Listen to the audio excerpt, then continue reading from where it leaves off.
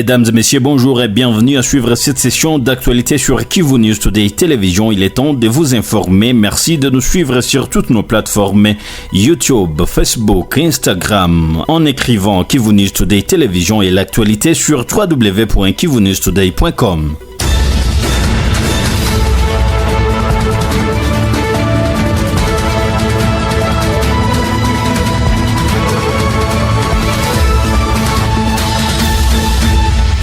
À la une de cette session d'actualité, la FCM23 a officiellement confirmé ce 28 février 2026 la mort du colonel Willy Ngoma, un officier supérieur de l'armée révolutionnaire congolaise ARC, branche armée de ce mouvement politico-militaire. Dans un communiqué rendu public samedi 28 février 2026, le mouvement FCM23 a indiqué que le colonel Willy Ngoma est tombé le 24 février 2026 dans un contexte de violents affrontements dans l'est de la République démocratique du Congo.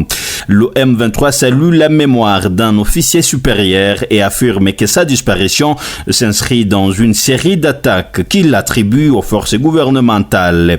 Après cette confirmation officielle, la FCM23 accuse le régime de Kinshasa d'avoir délibérément bafoué le cessez-le-feu en vigueur et d'avoir engagé une guerre totale contre ses positions. Le mouvement réaffirme que ses combattants, mais également des populations civiles vivant en dehors des lignes de front seraient devenus la cible de frappes de drones. Le communiqué évoque des pertes civiles dans plusieurs localités du nord et du sud Kivu, dénonçant des violations répétées des engagements pris dans le cadre du processus de paix. La FCM23 affirme avoir alerté à maintes reprises les partenaires régionaux et internationaux sur ces incidents qu'il qualifie de crimes et ne pouvant rester sans conséquences.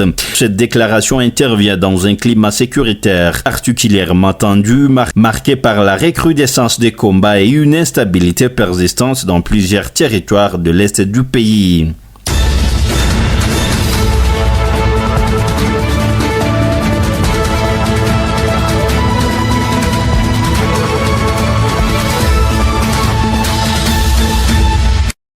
Toujours dans cette session d'actualité, les combattants de la FCM23 ont repris ce dimanche 1er mars 2026 le contrôle de l'agglomération de Katoyi Centre, située dans le groupement Oufamando 2 en territoire de Masisi, en province Nord Kivu, à l'est de la République démocratique du Congo.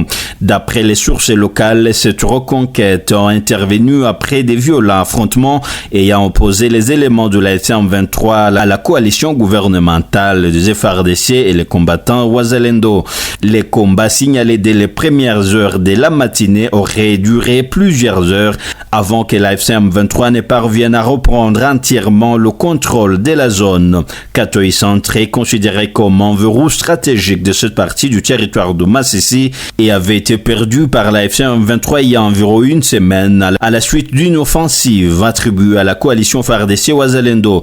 Sa reprise marque ainsi un nouveau basculement du rapport des forces sur cet axe, sensible régulièrement théâtre d'affrontements depuis la recrudescence des combats dans le Nord Kivu. Des habitants contactés sur place font état de mouvements importants des combattants dans et autour de la localité, ainsi que les déplacements des civils vers des zones jugées plus sécurisées.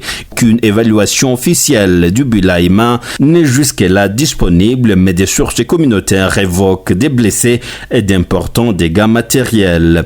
Cette évolution sur le terrain pourrait avoir un impact direct sur la situation sécuritaire autour de la cité minière de Rubaya située non loin de ces coins. Dernier jour, la cité minière de Rubaya a été régulièrement citée comme cible potentielle d'attaque de Wazalendo et FARDC dans un contexte marqué par des signalements persistants, des frappes de drones et d'opérations militaires dans cette région. À ce stade, la coalition FARDC Wazalendo n'a pas encore réagi officiellement à cette progression du M23.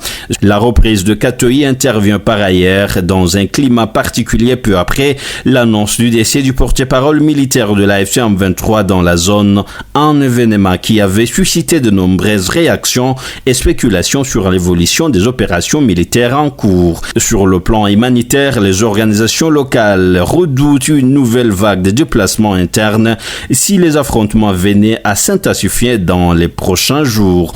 Le territoire de Massissi demeure l'un des épicentres de la crise sécuritaire persistante dans la province Nord Kivu où les lignes de front restent particulièrement mouvantes et imprévisibles.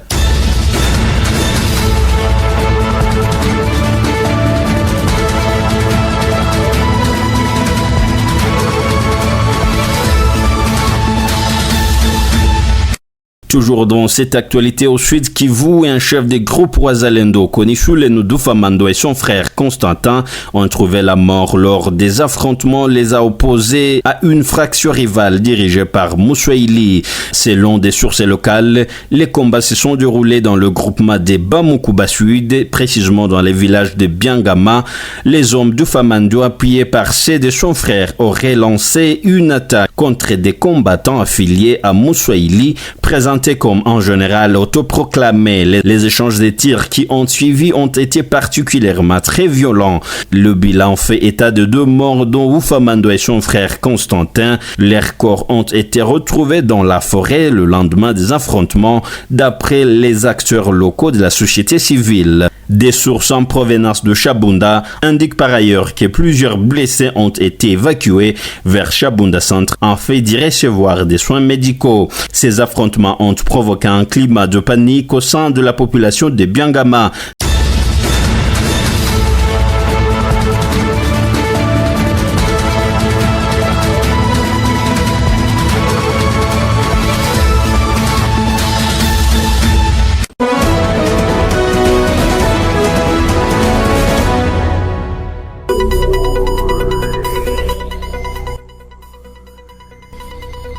Et c'est la fin de cette session d'actualité sur Kivu News Today Télévision. Mesdames et messieurs, merci à vous de l'avoir suivi.